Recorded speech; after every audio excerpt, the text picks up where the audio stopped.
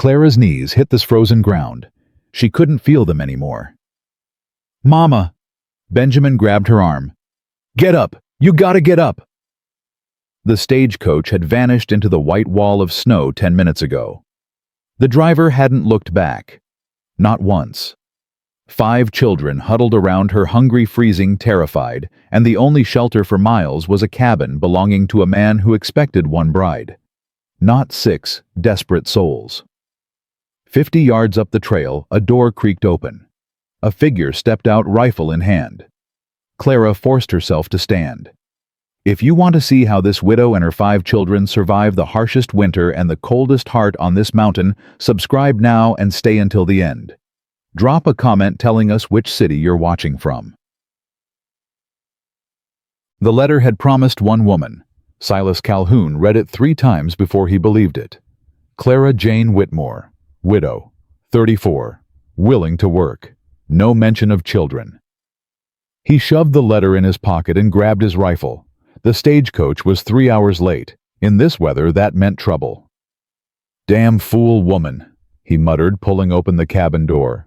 "Traveling in December." Wind hit him like a punch. Snow drove sideways, thick as smoke. He couldn't see past the fence post. Then he heard it. A child screaming. Silas ran. He found them huddled near the old pine, a woman on her knees, surrounded by small figures. The wind tore at their thin coats. One of the children was wailing. Another stood frozen, mouth open, no sound coming out. "Mr. Calhoun!" The woman looked up. Her lips were blue. Her eyes were not. "That's me. I'm Clara Whitmore." She grabbed his arm and pulled herself up. "These are my children." Silas counted. 1, 2, 3. 4, a toddler, wrapped in a scrap of blanket, clutched by a boy who couldn't be more than 12. 5. The letter didn't say nothing about... I know what it said. Clara stepped between him and the children. "The agency told me to lie. Said no man would take a widow with 5 mouths. I was supposed to come alone first, then send for them." "But you didn't. Would you have left your children behind?" He had no answer for that. The toddler started crying again, a thin, exhausted sound that cut through the wind. "How far did you walk?" Silas asked. "From the bottom of the ridge. The driver refused to bring us up." "That's 2 miles. I can count, Mr. Calhoun." He looked at the children again. The oldest boy glared at him with open hatred. A girl of maybe 10 had her arms around 2 smaller ones, a boy and a girl, both shaking so hard their teeth chattered. The toddler had gone quiet, which was worse. "Cabin's half a mile up," Silas said. "Can they make it?" "They'll make it. The little one won't." He reached for the toddler. "Give her to me." The boy jerked back. "Don't touch her." "Benjamin." Clara's voice cracked like a whip. "Give him Lily. Now." "Mama, we don't know. I know he's the only thing standing between us and dying in this snow. Give him your sister." The boy's jaw tightened. For a moment Silas thought he'd refuse. Then slowly he handed over the child. She weighed nothing. Bones wrapped in wet cloth. "Hold on to my coat," Silas told her. Tiny fingers gripped the leather. A small face pressed against his neck. "Stay behind me," he said to Clara. "Step where I step. There's holes in this trail that'll swallow you whole." She nodded and grabbed the oldest girl's hand. "Sarah, hold on to Jacob and Emma. Benjamin, stay with me. Nobody lets go. Understand?" 5 heads nodded. They walked. The cabin was dark when they reached it. Silas kicked the door open and carried Lily inside, setting her in the chair nearest the hearth. "Get them by the fire," he said. "I'll get wood." He was back in 30 seconds, arms full of kindling. Clara had already stripped the wet coats off the younger children. The boy Jacob stood shivering in nothing but a thin shirt. The girl Emma clutched a rag doll and wouldn't stop shaking. "She won't let go of it," the older girl Sarah said. "She hasn't let go since Papa died." Silas knelt by the hearth and struck a match. The kindling caught. He fed it larger pieces until flames roared up, throwing heat into the frozen room. "Closer," he said. "All of you, closer to the fire." Jacob moved first, dropping to his knees on the stone hearth. "It's warm, Mama. It's really warm." "I know, baby." "Are we gonna stay here?" Clara looked at Silas. He looked away. "We'll see," she said. The stew was 3 days old, but it was hot. Silas ladled it into bowls, 6 of them, though he only owned 4. He'd eaten from a tin cup before. He could do it again. "Eat slow," Clara told her children. "Your stomachs ain't used to this much." They didn't listen. Benjamin shoveled food into his mouth like a starving dog. Sarah ate with more control, but her hands shook. Jacob licked his bowl clean, then looked up with hopeful eyes. "Is there more?" "No," Silas said. The boy's face fell. "But there will be tomorrow. I'll hunt in the morning." Jacob brightened. "You hunt with a real gun?" "That's generally how it's done." "Can I come?" "Jacob?" Clara's voice held warning. "I'm just asking Mama. Papa used to let me—" He stopped. His face crumpled. "Papa used to—" The cabin went silent. Clara pulled her son close.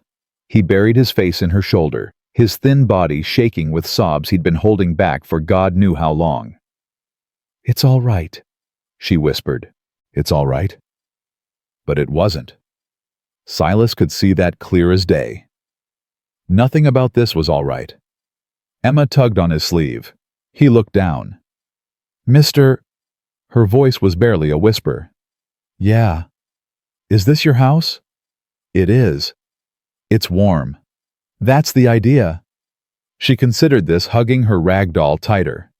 "Our house was cold. After Papa went away, we couldn't make it warm no more." "Emma." Sarah pulled her sister back. "Don't bother the man." "She ain't bothering me." Sarah's eyes met his suspicious, measuring far too old for 10 years. "Mama says we shouldn't ask for things." She's right, but she wasn't asking, she was telling. He looked at Emma. "Your house is warm now. That's what matters." Emma smiled. It was small, uncertain, gone almost before it appeared. But it was real. Night came fast. Clara put the younger children to bed, all 4 of them crammed onto the single mattress, a pile of blankets pulled over their bodies. They fell asleep in minutes, exhausted beyond dreaming.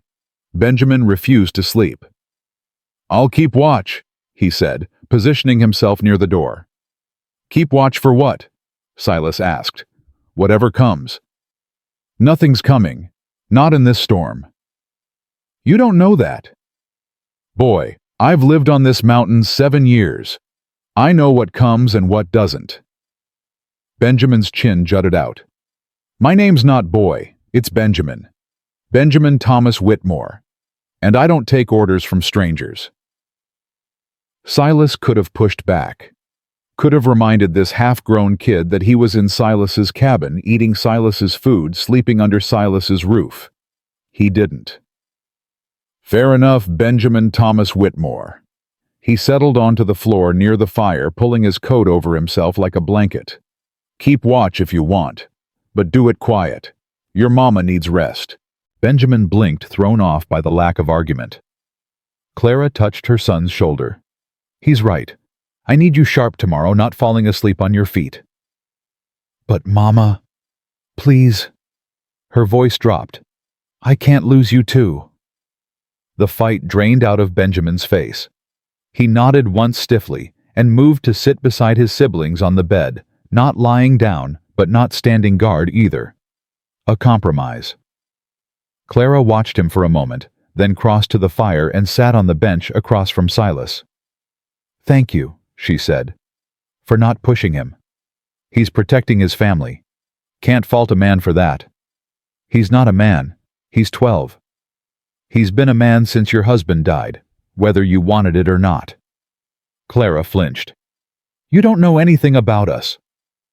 "I know enough. I know you walked 2 miles through a blizzard with 5 children and no food. I know that boy's carrying a weight that'd break most grown men. I know you lied to a mail-order agency because you had no other choice."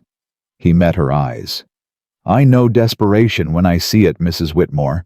I've worn it myself." She didn't respond. The fire crackled between them. "Your husband," Silas said. "How'd he die?" "Logging accident, last winter. Tree fell wrong." "And the farm?" "Bank took it. Said Thomas owed debts I didn't know about. Maybe he did. Maybe they lied. Doesn't matter now. You got no family. None that wanted us." Her voice hardened. "Thomas's people tried to take the children, split them up between different relatives, said I was unfit, said a widow with 5 mouths couldn't possibly—" She stopped, drew a breath. "I ran. Sold everything I had left, bought passage west, and prayed." "Prayed for what?" "A chance." She looked at him. "That's all I've ever wanted, Mr. Calhoun. Not charity, not pity, just a fair chance to keep my family together." Silas was quiet. The wind howled outside. Inside the fire threw shadows on the walls, 5 small shapes on the bed, 2 larger ones by the hearth. "I ain't decided yet," he said finally, "about you staying. I figured. But I ain't sending you out in this storm either." "I figured that too. Tomorrow when it clears we'll talk." Clara nodded. "That's more than most would give." "Maybe I ain't most." She studied him. His weathered face, his rough hands, his eyes that had seen too much and said too little. "Maybe you ain't," she agreed. Sleep didn't come for Silas. He lay by the fire listening to the wind, the crackle of flames, the soft breathing of children who had finally stopped shivering. Sounds he hadn't heard in 7 years. Sounds he'd told himself he didn't miss. He was a liar. Clara stirred on the bed where she'd finally settled beside her children. Lily had crawled onto her chest. Emma had wrapped around her arm. Even in sleep they clung to her like she was the only solid thing in the world. Maybe she was. The fire burned low. Silas added another log, watching sparks spiral up the chimney. One bride, the letter had said. Healthy, God-fearing, willing to work. Nobody mentioned anything about gray eyes that held too much sorrow, or a spine made of iron and stubbornness, or 5 children who'd walked 2 miles through a blizzard because their mother told them to. He hadn't asked for this. He'd asked for a woman to cook his meals and mend his clothes and fill the silence that had been eating him alive since Maggie died. A transaction, simple and clean. Nothing about this was simple. The cabin creaked in the wind. Outside, wolves howled somewhere far off. From the bed came a small voice. "Mr. Silas turned. Emma sat up, rubbing her eyes. Her rag doll dangled from one hand. "You should be sleeping," he said. "Can't." She climbed off the bed, careful not to wake the others, and padded across the floor. "Bad dreams." "What kind?" "The kind where Papa goes away and doesn't come back." She stopped a few feet from him. "Do you have bad dreams?" "Sometimes." "What do you do?" "Sit by the fire. Wait for morning." Emma considered this. Then, without asking permission, she sat down beside him, her small body curled against the warmth of the hearth. "Can I wait with you?" Silas looked at her 5-year-old rag doll in her arms, eyes that had seen too much already. "Yeah," he said. "You can wait with me." She nodded, satisfied, and leaned her head against his arm. Within minutes, she was asleep. Dawn came gray and cold. The storm had passed, leaving behind a world buried in white. Silas eased away from Emma, who had somehow ended up curled in his lap during the night, and stepped outside to check the damage. The snow was knee-deep. Drifts piled against the cabin walls. The path to the outhouse had disappeared entirely. He grabbed a shovel and started digging. An hour later, footsteps crunched behind him. He turned to find Clara wrapped in a thin shawl, her breath fogging in the cold air. "You should stay inside," he said. "I don't take orders." Notice that. She moved to stand beside him, surveying the white landscape. How long until the road clears? Day, maybe 2. And then, he drove the shovel into the snow. And then you'll have choices. What kind of choices? Town's got a boarding house. Church might take you in. There's work if you're willing to scrub floors and wash laundry. And if I'm not willing to leave? Silas stopped digging. Mrs. Whitmore. Clara. Clara. He turned to face her. I answered an ad for a wife. One wife. What I got was a widow with 5 children and more baggage than a freight train. I didn't sign up for this. Neither did I. Her voice was steady. You think I wanted to beg a stranger for shelter? You think I planned this? I had a life, Mr. Calhoun, a husband who loved me, a farm, a future. And then one morning a man knocked on my door and told me Thomas was dead, and everything fell apart. Her eyes glistened. She blinked hard. I didn't come here looking for a husband, she said. I came here looking for a chance. One chance to give my children a roof over their heads and food in their bellies. If you want us gone, say the word. I'll walk to that town myself and scrub every floor in the territory. But don't pretend I had choices, because I didn't. I had nothing. Nothing but 5 children and a letter from a stranger who lived on a mountain. Silas stood there, shovel in hand, the cold biting at his face. You done? He asked. For now. Good. He went back to digging. Because that boarding house charges more than you can afford, and the church only takes folks who attend regular. You start walking to town with 5 children in this snow, you'll be dead by nightfall. Clara's jaw tightened. So what are you saying? I'm saying you ain't got choices, not real ones. He threw a shovelful of snow aside. I'm also saying I ain't cruel enough to send a woman and her children to freeze. That's not an answer. It's the only one I got right now. The cabin door banged open. Benjamin stormed out, coatless, face red with anger. Mama Sarah said you were gonna marry this man. You can't. Papa's only been gone a year. Clara closed her eyes. Benjamin? I won't call him Pa. I won't. Nobody's asking you to. Then why are we here? Why can't we just... His voice cracked. Why can't things be like they were? Because they can't. Clara gripped her son's shoulders. Your father is dead. Our home is gone. The only people who offered to help wanted to tear this family apart. I won't let that happen, ever. Do you understand? Benjamin's face twisted. Tears streaked down his cheeks. I miss him, he whispered. I miss him so much. I know, baby. I know. She pulled him close. I miss him too. Silas turned away, giving them what privacy the open yard allowed. He kept shoveling, the rhythm steady his mind, anything but. He'd buried his wife 7 years ago. Buried his child the same day. Had come to this mountain to escape from people, from memories, from the wreckage of a life that had broken beyond repair. Now that wreckage had followed him. 6 strangers in his cabin. A widow who wouldn't break. Children who'd already lost everything. He didn't want this. But want and need were different things, and Silas Calhoun had learned long ago that the mountain didn't care about either. When he came back inside, the children were awake. Jacob sat by the fire, poking at the coals with a stick. Sarah was folding blankets with the precision of someone twice her age. Emma rocked her rag doll and hummed a tune that sounded like a lullaby. Lily toddled around the cabin, touching everything, her curiosity undimmed by yesterday's ordeal. Clara stood at the stove, stirring a pot of something that smelled like burned oats. I used what I could find, she said without turning. Hope you don't mind. It's food. I don't mind. She nodded, still not looking at him. Silas hung his coat and moved to the table. Benjamin sat in the corner, arms crossed, glaring at nothing.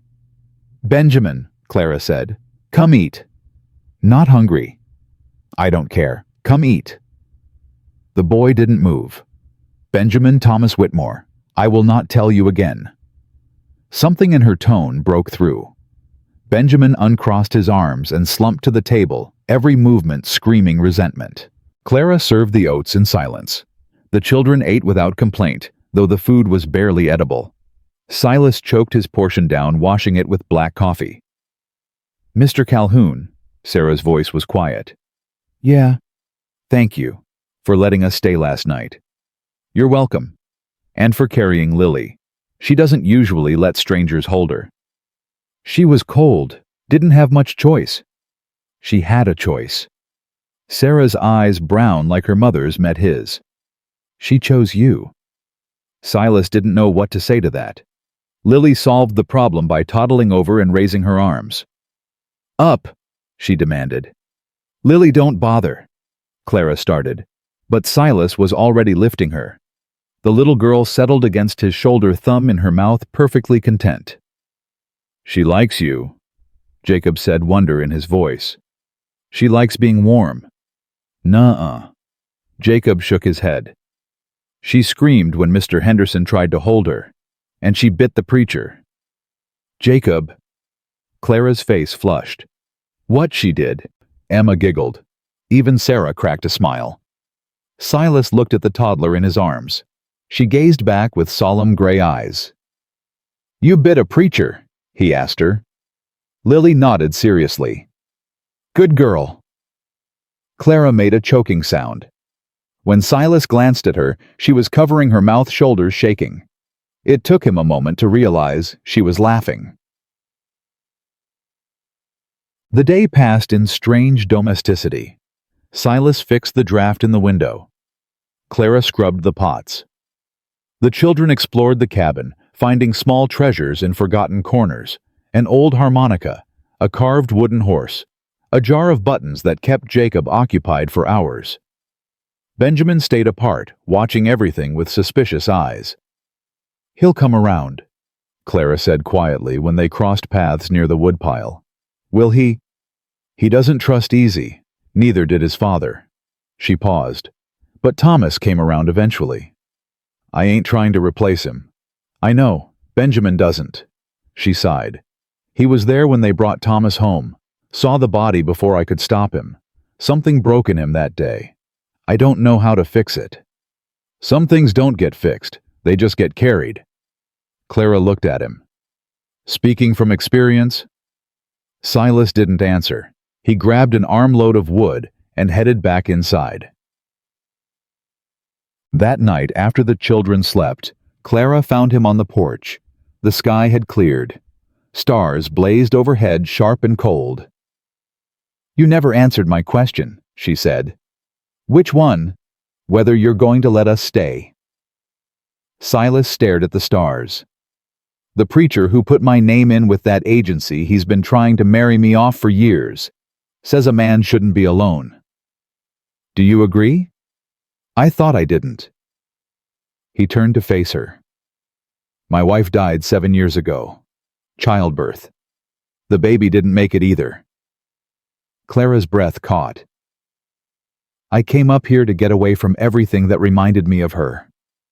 Built this cabin with my own hands. Told myself I didn't need anyone." He paused. "Told myself that for 7 years. And now? Now I've got 5 children sleeping in my bed, and a widow asking me for something I don't know how to give. I'm not asking for love, Mr. Calhoun." "What are you asking for?" She stepped closer.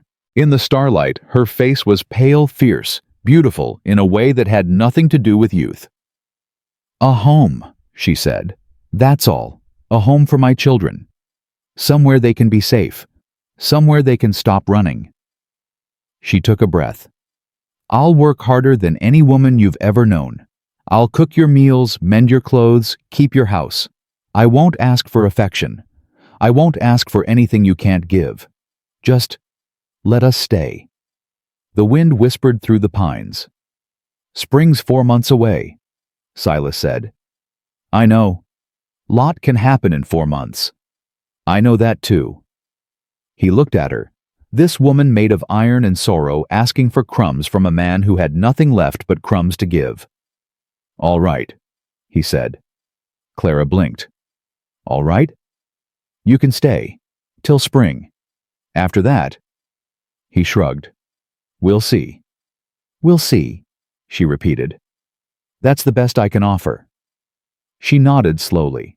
Then, before he could react, she reached out and touched his hand. Thank you, she whispered. Her fingers were cold, his were colder. But for one moment standing there under the frozen stars, neither of them felt alone. Later, after Clara had gone inside, Silas remained on the porch. He watched his breath fog in the air, listened to the silence of the mountain, thought about everything he'd lost, and everything that had somehow found its way to his door.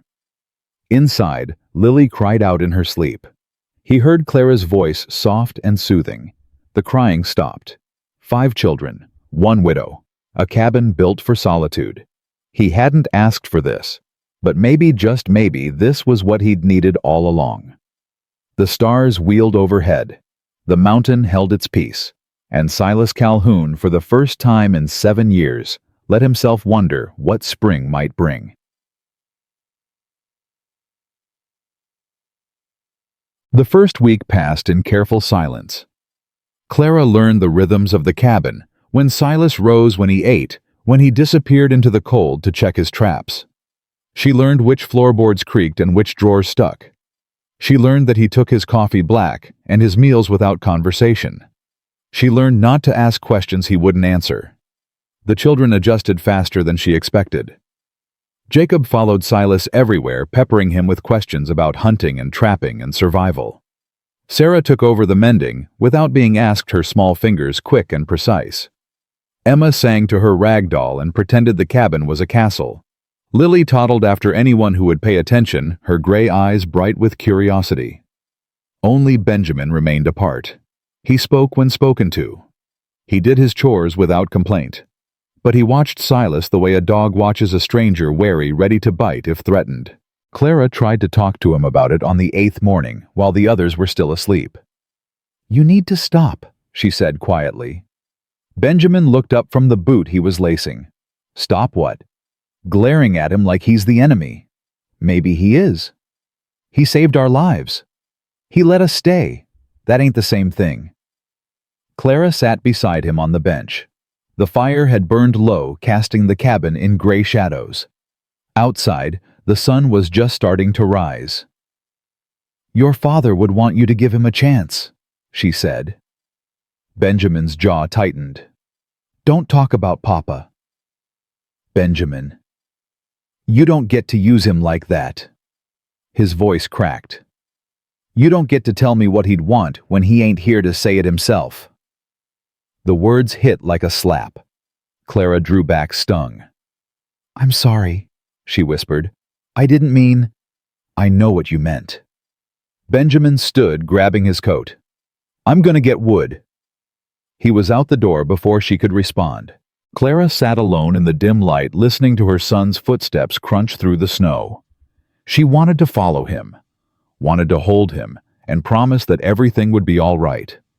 But she couldn't promise that. Not anymore. The cabin door opened again. She looked up, expecting Benjamin. It was Silas. He stamped snow off his boots and hung his coat on the peg. His eyes found her immediately. You're up early, he said. Couldn't sleep. He nodded, moving to the stove to start the coffee. Saw your boy heading toward the woodpile. He looked angry. He's always angry. At me. At everything. Clara rubbed her face. At God, at the world, at me for bringing him here. At his father for dying. Silas poured water into the pot. That's a lot of anger for one boy. He's been carrying it for a year. I don't know how to help him put it down. Maybe you can't. Silas turned to face her. Maybe he's got to put it down himself. He's 12, old enough to understand death, old enough to hate it. He paused. Old enough to decide whether he's going to let it break him or make him stronger. Clara looked at this man, this stranger, who had taken them in, who spoke more in one morning than he had all week. You sound like you know something about that, she said. I know what it's like to be angry at things you can't change. He turned back to the stove. Coffee'll be ready soon. It wasn't an answer, but it was more than he usually gave. Clara watched him work, wondering what other griefs he carried beneath that weathered silence. The door banged open. Benjamin stomped in, arms full of wood, face red from cold. "Got enough for 2 days?" he said, dumping the logs by the hearth. "Thank you," Clara said. Benjamin grunted and moved toward the back of the cabin, putting as much distance between himself and Silas as possible. Silas watched him go, expression unreadable. "Give him time," Clara said quietly. "Ain't going nowhere." It was the closest thing to patience she'd heard from him. She held on to it like a promise. 2 days later, the first real test came. Silas had gone to check his trap line, leaving Clara alone with the children. The morning passed quietly, lessons for the older ones, games for the younger. By noon, the cabin felt almost normal. Then Emma started coughing. It began as a tickle, a small sound Clara barely noticed. By mid-afternoon, the coughs came in waves, deep and rattling, each one shaking Emma's small body. "Mama," Sarah's voice was tight with fear. "She's burning up." Clara pressed her hand to Emma's forehead. Hot. Too hot. "Get me cold water," she said. "And cloth. Clean cloth." Sarah ran to obey. Benjamin appeared at Clara's elbow. "What's wrong with her?" "Fever." Clara stripped off Emma's dress and wrapped her in a damp sheet. "Could be a cold. Could be something worse." "Worse like what?" Clara didn't answer. She'd seen children die from fevers. Seen them healthy one day and gone the next. The memory of it, the small coffins, the empty beds, rose up like bile in her throat. "Mama." Emma's voice was thin, frightened. "I don't feel good." "I know, baby, I know." Clara smoothed the hair from her daughter's face. "You're gonna be fine. Mama's gonna make you better." "Promise?" Clara's throat closed. She couldn't promise. Not this. Not something so far beyond her control. "I promise to try," she said. "That's all anyone can do." Emma nodded, her eyes already glazing with fever. The afternoon crawled by. Clara bathed Emma's forehead with cool water, forced sips of broth between her cracked lips, prayed every prayer she'd ever learned. The other children hovered nearby. Jacob pale and silent. Lily confused, Sarah helping wherever she could. Benjamin paced like a caged animal. "Where is he?" he demanded. "The man should be back by now." "He'll come when he comes." "She needs a doctor." "The nearest doctor is in town. Even if we could get there, the snow. So we just sit here? We just wait while she—" Benjamin's voice broke. "I can't lose another one, Mama. I can't." Clara caught his arm. "Look at me." He resisted, then met her eyes. His face was wet with tears he hadn't let fall. "Your sister is strong," Clara said. "She survived a blizzard. She survived walking 2 miles in the snow. She's not going to let a fever beat her." "You don't know that." "No, I don't." She gripped him tighter. "But I believe it, and right now belief is all we have." The cabin door opened. Silas stepped inside, a brace of rabbits over his shoulder. He took one look at Clara's face and dropped the game on the floor. "What happened?" "Emma. Fever. It came on fast." He crossed to the bed where Emma lay, her small body shivering despite the heat radiating off her skin. His hand pressed to her forehead. "How long?" 4 or 5 hours. "She been coughing?" "Yes." Silas straightened. "I've got something that might help. Old remedy Maggie used to make. Stay with her." He moved to the shelf in the corner, pulling down jars Clara hadn't noticed, dried herbs, roots, things she couldn't identify. His hands worked quickly, grinding, mixing, steeping. "You know medicine?" Clara asked. "I know enough to keep myself alive." He brought a cup of murky liquid to the bedside. "This'll taste like hell, but it'll bring the fever down. Hold her head up." Clara lifted Emma's shoulders, while Silas tipped the cup to her lips. "Drink," he said. "Slow." Emma sputtered, coughed, tried to turn away. I know it's bad, Silas said, his voice softer than Clara had ever heard it. But you gotta drink it anyway. Can you do that for me?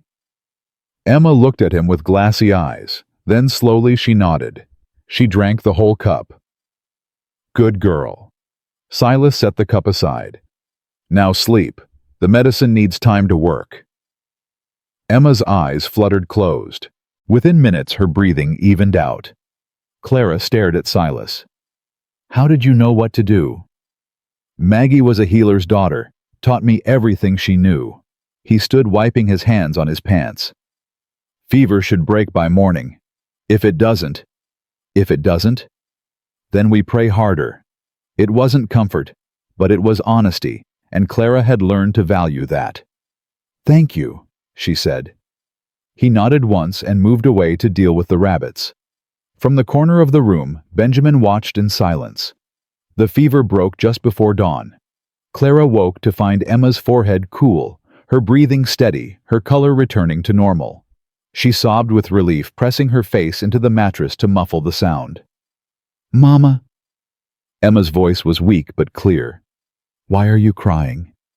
Because I'm happy, baby. Because I'm so happy. She gathered her daughter into her arms, holding her like she might disappear. The other children crowded around, touching Emma's hands and face, as if to confirm she was real. Jacob burst into tears. Sarah smiled for the first time in days.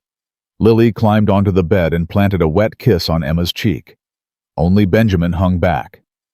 Clara looked up to find him standing near the fireplace, arms crossed, his expression complicated. Benjamin, come say good morning to your sister. He hesitated. Then slowly, he crossed the room. Hey, Em. His voice was rough. You scared us. I didn't mean to. I know. He reached out awkward and patted her head. Just don't do it again, okay? Emma smiled. Okay. Benjamin turned away, but not before Clara caught the shine in his eyes. Progress. Small but real. Silas came in from outside, stamping snow from his boots. He took in the scene. The children clustered around the bed, Clara's tear-streaked face, Emma sitting up and looking almost normal. Fever broke, Clara said. Figured. He hung his coat.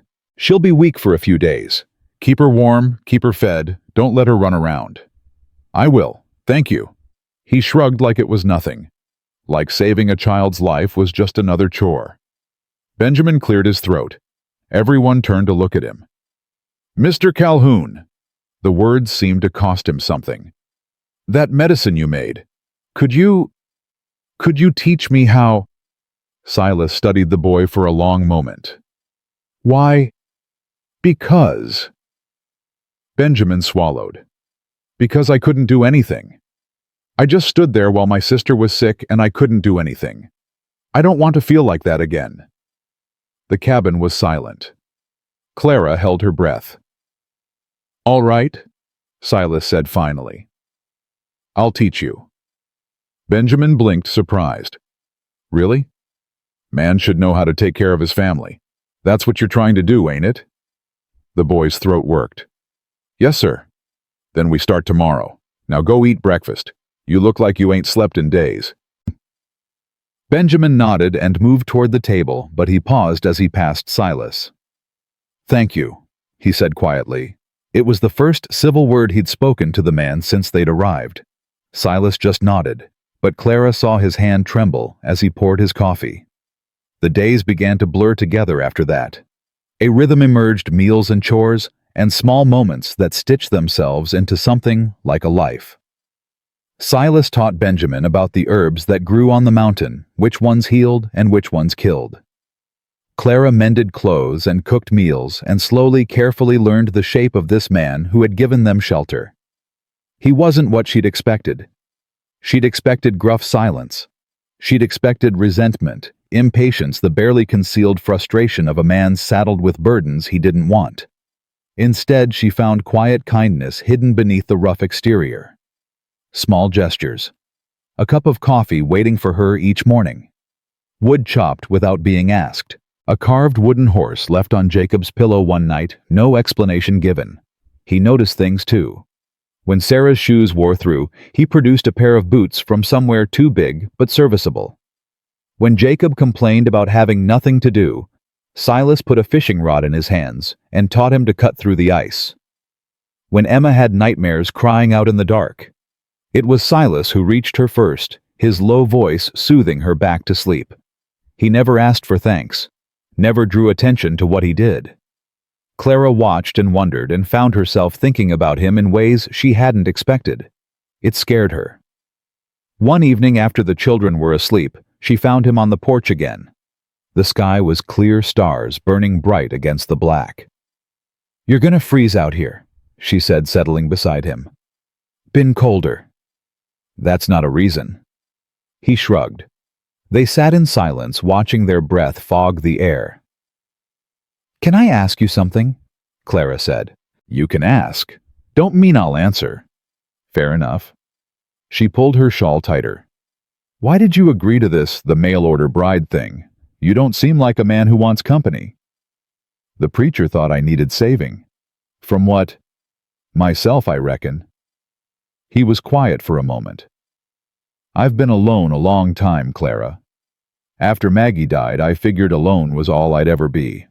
Thought I wanted it that way. And now—" He turned to look at her. In the starlight, his face was all shadows and angles. "Now I ain't so sure." Something shifted between them. Clara felt it, a warmth that had nothing to do with the cold, a pull that made her want to lean closer. She stood up abruptly. "I should check on the children. They're fine." "I know. I just—" She couldn't meet his eyes. "Good night, Mr. Calhoun." "Silas?" She paused at the door. "My name," he said. "It's Silas. You've been here 3 weeks. Might as well use it." "Silas." The name felt strange on her tongue. Strange, but not unpleasant. "Good night, Silas." She went inside before he could respond. That night, lying in bed with her children pressed around her, Clara stared at the ceiling and tried not to think about the man on the other side of the wall. She failed. The second week of February brought trouble. It started with a knock on the door, sharp, insistent, unexpected. Silas was out checking traps.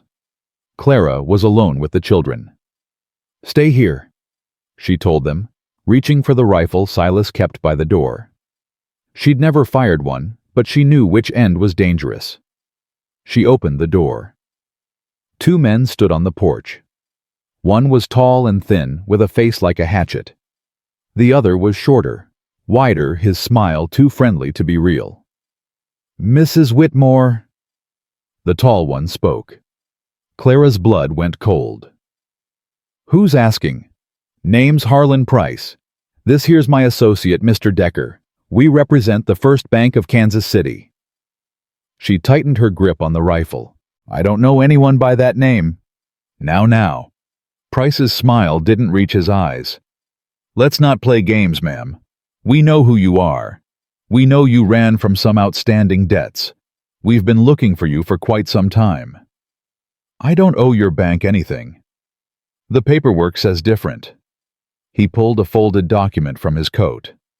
"Your husband took out a loan before he died. Quite a substantial one. When you fled Missouri, that debt didn't disappear. It followed you." "That's a lie." "Is it?" Price stepped closer. Clara raised the rifle. He stopped, hands up, still smiling that terrible smile. "Careful now. We're just here to talk." "Then talk from there." "Fair enough." He tucked the paper back in his coat. "Here's the situation, Mrs. Whitmore. You owe our bank $300. Now I understand you don't have that kind of money. Most folks don't. But there are other ways to settle a debt."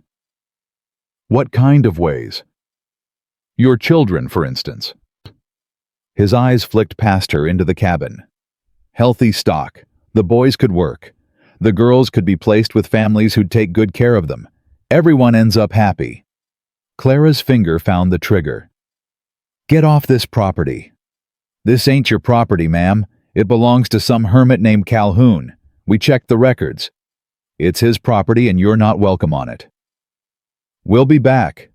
Price tipped his hat. Think about our offer. $300 or the children. One way or another, that debt gets paid. They turned and walked away, disappearing into the trees. Clara stood frozen, the rifle shaking in her hands. Mama! She spun. Benjamin stood behind her, his face white. Who were those men? No one. Go back inside. I heard what they said. About the debt. About taking us. Benjamin?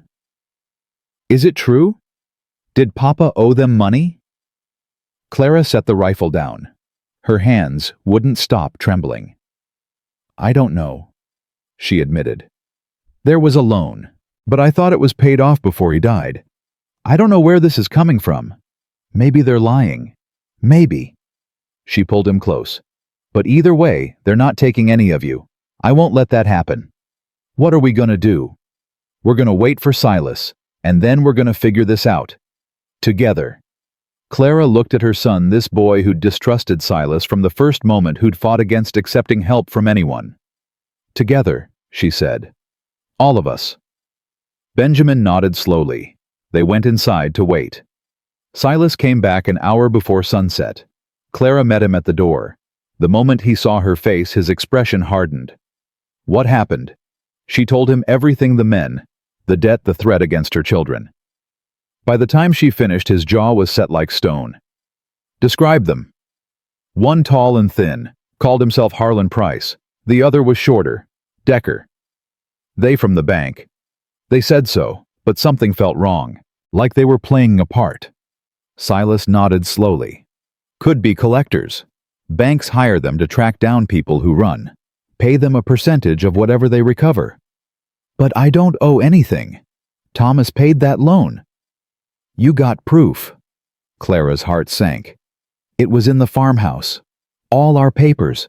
When the bank seized everything, then they've got your word against theirs. And out here, words don't mean much without paper to back them up. So what do we do? Silas was quiet for a long moment. The children had gathered near the fire, listening. Even Lily seemed to sense the tension, her thumb in her mouth, her gray eyes wide. They'll come back, Silas said finally. Men like that always do.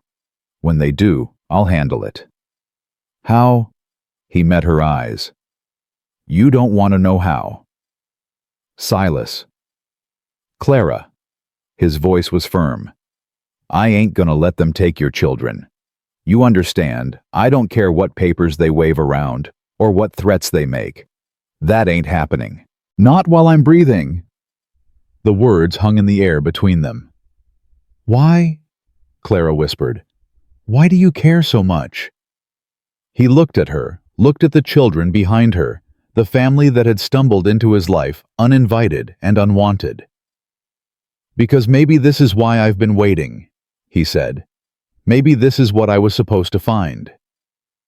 He walked past her into the cabin, leaving her standing in the doorway with the cold wind at her back and something warm blooming in her chest.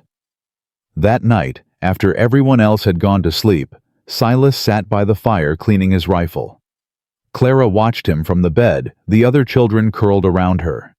She should have been asleep, should have been resting before whatever storm was coming. Instead, she watched this man who had promised to protect her family. You're staring, he said without looking up. Sorry. Don't be. He set the rifle aside. Can't sleep either. Too much on my mind. He nodded, staring into the flames. Your husband, the one who died. What kind of man was he? The question caught her off guard. Why do you want to know? Trying to figure out what kind of debt he might have left behind. What kind of people might come after it. Clara was quiet for a moment. Then she rose carefully, easing out from under the blankets, and crossed to sit beside him. Thomas was a good man, she said. Hard-working, honest, maybe too honest for his own good. He trusted people who shouldn't have been trusted, signed papers he probably shouldn't have signed. He ever mention anyone named Price? No, but there was a man A business partner of some kind. Thomas met with him a few times before he died. Never told me what they discussed. You remember his name? Clara searched her memory. Warren. Something Warren. I only met him once. He came to the funeral.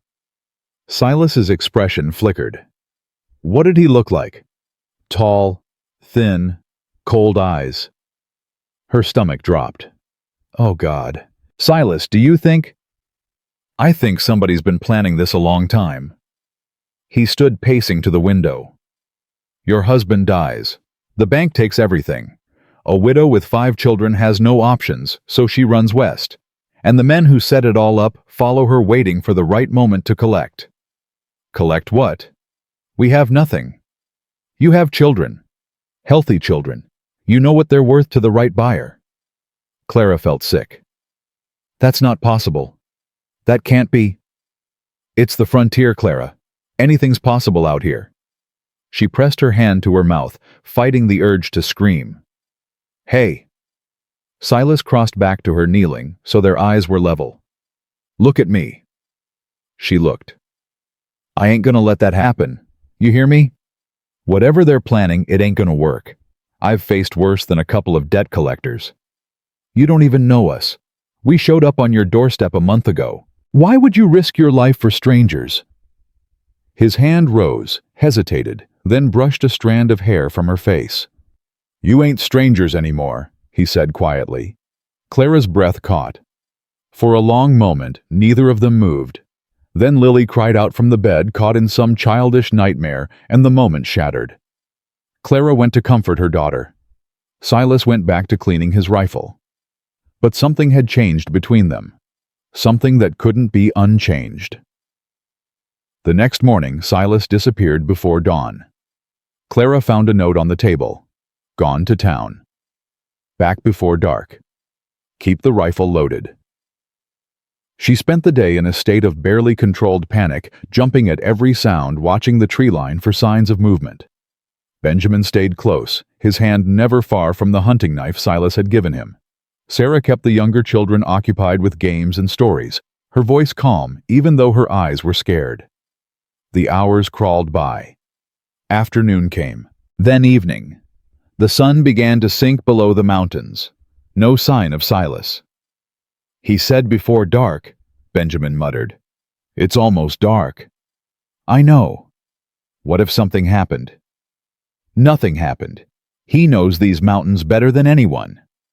But those men? Benjamin. Enough. Her son fell silent. The shadows grew longer. The cabin grew cold. Clara added wood to the fire and tried not to imagine all the things that could have gone wrong. Then finally, footsteps on the porch. The door opened. Silas stepped inside, tired, dirty, but whole. Clara's knees nearly buckled with relief. You're back. Said I would be. He hung his coat and crossed to the fire. Got news. Some good, some bad. Tell me. He sat heavily on the bench. Talked to some people in town. Asked around about your husband's debt. Turns out those men ain't from any bank. The First Bank of Kansas City went under 2 years ago. They're con men, Clara, running a scam on desperate folks who can't check the records. So the debt isn't real. The debt's real enough, but they bought it for pennies on the dollar, and now they're trying to collect the full amount. Probably done this a dozen times before. Clara's relief curdled into anger. Those bastards. Gets worse. I found out they've been asking around town about you. About me. About whether anyone would miss us if we disappeared. Disappeared? Way out here, people vanish all the time. Bad weather, wild animals, accidents. His eyes were hard. Nobody asks too many questions. So what do we do? Silas pulled something from his pocket, a folded piece of paper. Got this from the county clerk. A copy of your husband's original loan agreement. Paid in full 6 months before he died. Signed and witnessed. Clara took the paper with trembling hands. How did you? Called in some favors. Point is, you don't owe anyone anything. Those men come back, you show them this. And if they don't leave... He touched the rifle by the door. Then I'll make them leave. Clara stared at the paper in her hands. Proof. Real tangible proof that her husband hadn't been a fool, hadn't left her drowning in debt, hadn't failed his family. Tears spilled down her cheeks. "Thank you," she whispered. "Silas, I don't know how to—" "You don't have to thank me." He stood his hand brushing her shoulder as he passed. "You're family now. Family takes care of each other." He walked to the window and stared out at the darkening sky. Clara watched him through blurred eyes, clutching the paper to her chest like a lifeline. Family. The word echoed in the silence. And for the first time since Thomas died, it didn't feel like a memory. It felt like a promise. 3 days passed without sign of Price or Decker. Clara kept the rifle close anyway. She checked the windows more than she should, watched the tree line until her eyes burned. Every creak of wood, every gust of wind made her heart jump. "You're gonna wear yourself out," Silas said on the third evening. "I can't help it. They ain't coming tonight." "How do you know?" He was mending a harness by the fire, his hands steady, his voice calm. "Because I've been watching the ridge all day. Nobody's been up or down since Tuesday." Clara sank onto the bench across from him. "I hate waiting." "Waiting's half of living out here.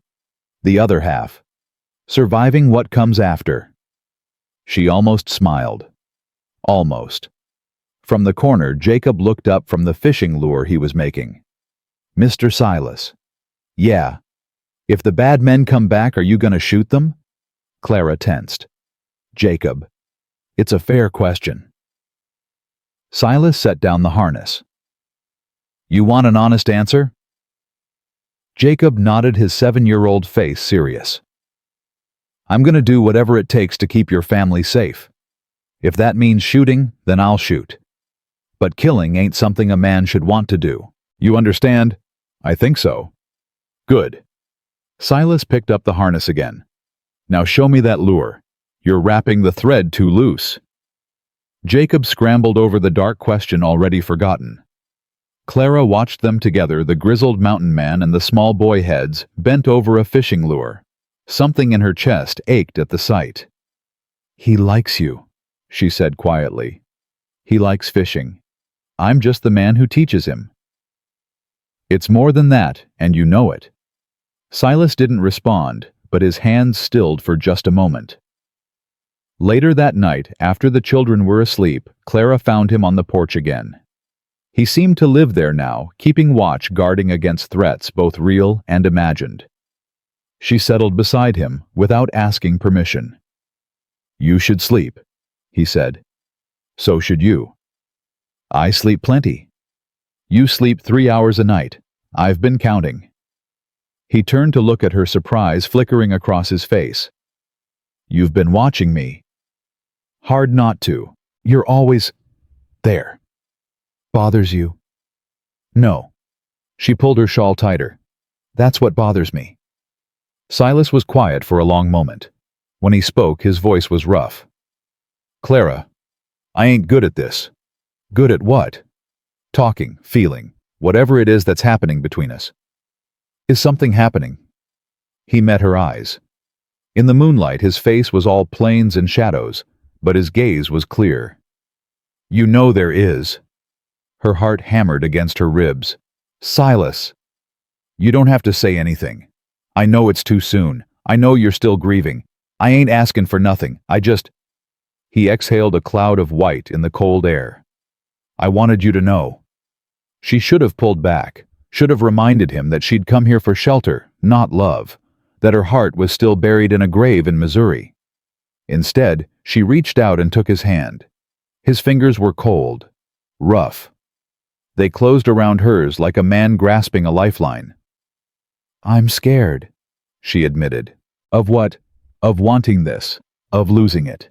She swallowed. "Of waking up one day and finding out it was all a dream." "It ain't a dream." "How do you know?" "Because dreams don't feel like this." His thumb traced circles on her palm. "Dreams don't hurt this much." She laughed, a broken sound that was half sob. That's a terrible thing to say. I'm a terrible man. No.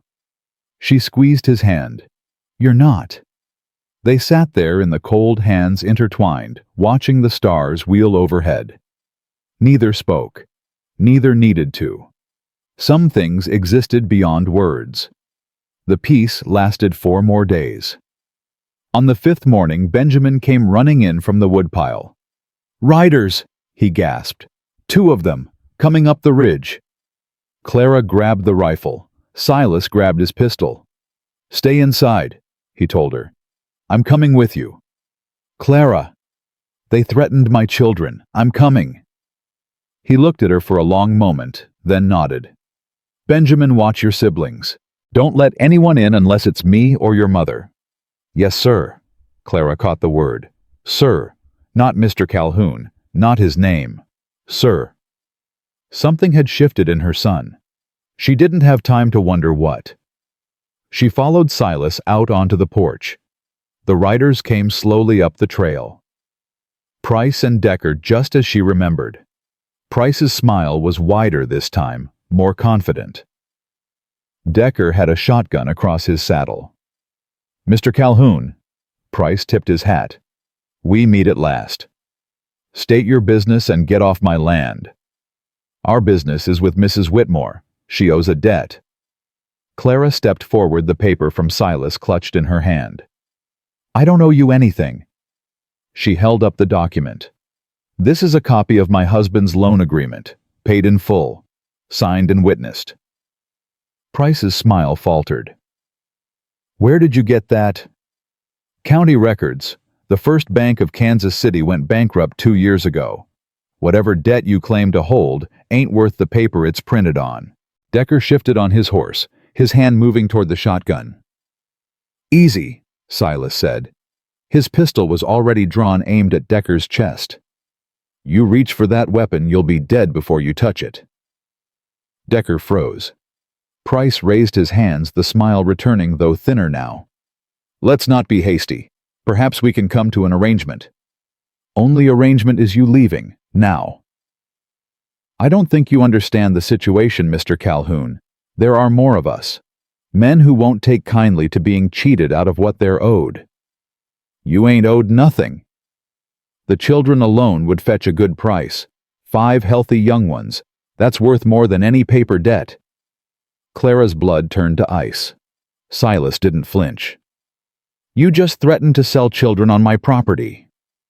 "I'm merely pointing out the economic realities of—" The gunshot split the air. Decker screamed, clutching his hand. The shotgun fell to the snow, blood spattering across its barrel. Price's horse reared. He fought to control it, his face white with shock. "That was your partner's trigger finger," Silas said, his voice flat. "Next shot takes his head. You want to keep talking about economic realities. You're insane." "Probably, but I'm also the man holding the gun." Silas stepped forward. "Here's what's gonna happen. You're gonna ride back down this mountain. You're gonna tell whoever sent you that Clara Whitmore don't owe nobody nothing. And if I ever see either of you again, if I hear so much as a whisper of your names in this territory, I'll track you down and finish what I started today. You can't just—" "I can. I am. Now get." Decker was moaning, trying to stop the bleeding. Price looked from his partner to Silas to Clara, calculating odds, weighing options. "This isn't over," he said finally. "It is for you." Price turned his horse. He had to help Decker into the saddle. The man was pale, shaking, barely conscious. Together they started down the trail, leaving a red trail in the snow. Clara didn't lower the rifle until they disappeared from sight. "Silas." Her voice was trembling. "You shot him." "I did." "What if they come back with more men?" "They won't." "How can you be sure?" He turned to face her. His eyes were hard, but his voice was gentle. "Because men like that are cowards. They prey on folks who can't fight back. Soon as they see resistance, they run. They ain't got the stomach for a real fight. But if you're wrong, then we'll face it together." He holstered his pistol. "Go inside.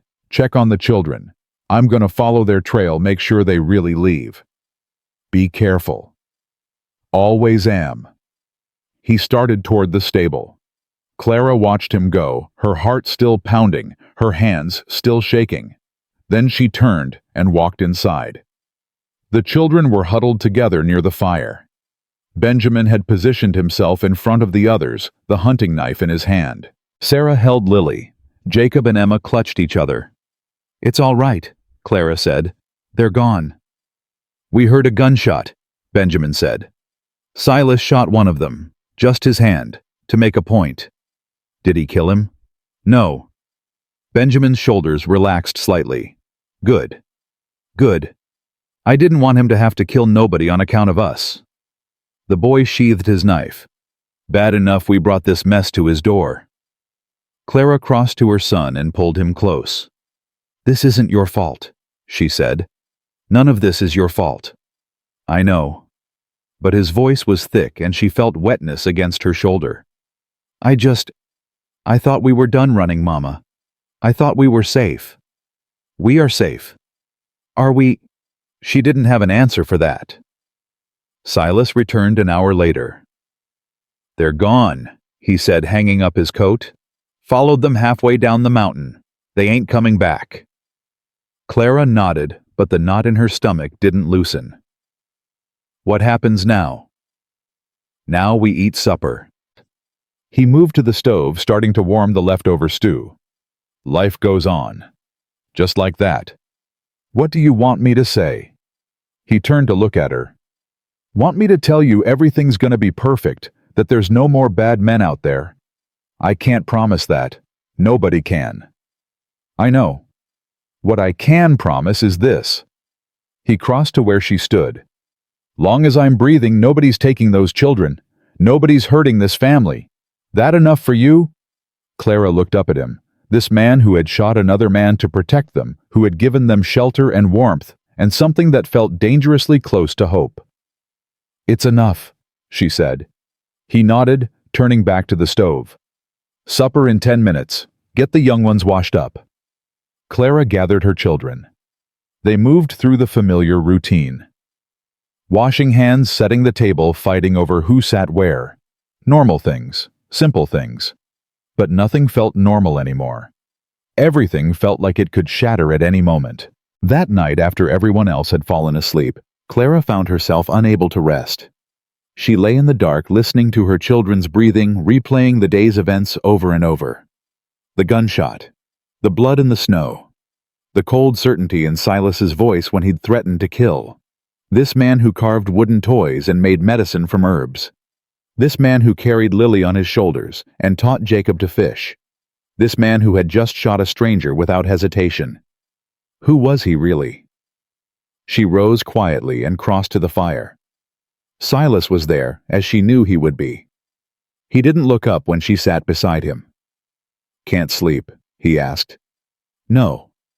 Too much thinking." Something like that. She paused. "Can I ask you something?" "Go ahead." "Have you killed before?" The question hung in the air between them. For a long moment he didn't answer. "Yes," he said finally. "How many?" "More than I want to remember. Less than some." He stared into the flames. "I was in the war, Tennessee Regiment. Saw things that still wake me up at night." "Is that why you came out here, to get away from it?" "Partly. Mostly I came because Maggie wanted to. She had a dream about building something new somewhere clean, somewhere the past couldn't follow." His jaw tightened. "She didn't get to see it finished." "I'm sorry." "Don't be. She's at peace now. That's more than most of us get." Clara was quiet, processing this new information.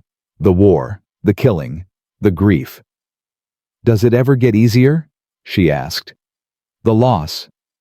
"No. You just learn to carry it different. Like a wound that heals but never stops aching." He turned to look at her. "You're still carrying yours. Every day. Does it bother you? What I did today?" She thought about it, really thought about it. No, she admitted. That's what scares me. Why? Because a year ago, I would have been horrified. A year ago, I believed in law and order and letting authorities handle things. But now, she shook her head. Now I understand why a man does what he has to do. And that understanding feels like losing part of myself. It ain't losing yourself. It's growing up. Silas reached out and took her hand. World ain't fair, Clara. Never has been. Only thing that protects the innocent is folks willing to do the hard things, the ugly things. You think I liked shooting that man? No. You're right. I didn't. But I'd do it again in a heartbeat if it meant keeping your children safe. His grip tightened. That ain't violence for violence's sake. That's love, the fierce kind, the kind that don't back down. Love. The word slipped out before she could stop it. Silas went very still. I didn't mean, she started. I know what I said. His voice was low. And I meant it. The fire crackled. The wind whispered against the walls. Silas. You don't have to say nothing back. I told you before I ain't asking for anything. Just let me have this. Let me love your family, even if you can't love me. Clara's heart cracked open. This man, this broken, wounded, beautiful man, offering everything and expecting nothing. What if I can? She whispered. He looked at her sharply. Clara. What if I want to? She moved closer, close enough to see the firelight dancing in his eyes. What if I've been falling since the day you carried Lily through that blizzard, and I've been too scared to admit it? You don't know what you're saying. I know exactly what I'm saying. She lifted her hand to his face, feeling the rough stubble beneath her fingers. I'm saying I'm tired of being scared. I'm saying my husband's been dead for a year, and I've been dead with him, and you make me feel alive again. I'm saying... He kissed her. It wasn't gentle. It wasn't soft. It was desperate and hungry, and full of all the things neither of them had words for. She melted into him, her fingers tangling in his hair, his arms pulling her close. When they finally broke apart, both of them were breathing hard. That was... Clara couldn't finish. Yeah. Silas rested his forehead against hers. It was. What do we do now? I don't know. His laugh was shaky. I ain't exactly planned for this. Neither did I. Regret it. She kissed him again, softer this time. Does that answer your question? It's a start. They stayed there by the fire, wrapped around each other, until the first hints of dawn crept through the windows. It wasn't a solution to anything. The world was still dangerous. The future was still uncertain. Price and Decker might return with reinforcements. The winter wasn't over. 100 things could still go wrong. But for this one moment, none of that mattered. For this one moment, they had each other. And sometimes that was enough. The children noticed the change immediately. Mama's smiling, Jacob announced at breakfast. Like really smiling. I smile, Clara protested. Not like that. Sarah's eyes moved from her mother to Silas, understanding dawning. Something happened. Nothing happened. You're a terrible liar, Mama. Sarah Jane Whitmore. She's right, Benjamin said. He was watching Silas with that measuring look Clara knew so well. Something's different. Silas set down his coffee cup. Your mother and I had a conversation last night about the future. What kind of future? The kind where we stay, Clara said quietly. All of us. Together. The cabin went silent. Emma looked up from her oatmeal. Stay forever. If that's what everyone wants. I want to stay. Jacob bounced in his seat. I like it here. Mr. Silas is going to teach me to trap beaver. What about you? Clara looked at Sarah. What do you want? Sarah was quiet for a moment. I want to go to school. There's a school in town, isn't there? There is, Silas said. And come spring if you want, I'll take you there myself. Sarah's face lit up. Really? A girl ought to have an education. Clara's throat tightened. He was already thinking about their futures, already planning, providing being a father in all the ways that mattered. Benjamin. She turned to her oldest. You've been quiet. Benjamin set down his spoon. His young face was serious, thoughtful. When Papa died, he said slowly, I told myself I'd never let another man take his place. I thought if I did, it would mean forgetting him, betraying him. Benjamin. Let me finish. He took a breath. But Mr. Silas, he ain't trying to replace Papa. He's just being here, being steady, making sure we're safe. He looked at the man across the table. I've been hard on you. I'm sorry for that. No need to apologize. There is. Benjamin stood crossing to Silas. He held out his hand. My papa would have liked you. I think he'd be glad we found you.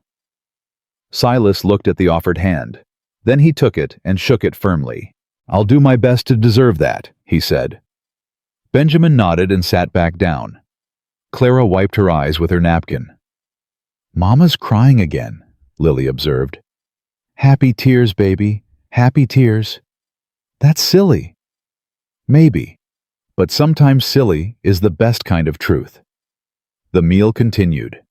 The cabin filled with chatter and laughter and the sounds of a family coming together. It wasn't perfect. It would never be perfect. There would be arguments and setbacks and days when the grief felt unbearable. But there would also be this. These moments of connection, of belonging, of hope. Clara caught Silas's eye across the table. He smiled a real smile, one that softened all the hard edges of his face. She smiled back. Outside, the winter sun rose higher, turning the snow to gold. Inside, a fire burned steady and warm. And somewhere deep in Clara's heart, a door that had been closed for a very long time finally began to open. The weeks that followed were the closest thing to peace Clara had known in years. She woke each morning to the smell of coffee and the sound of children's laughter.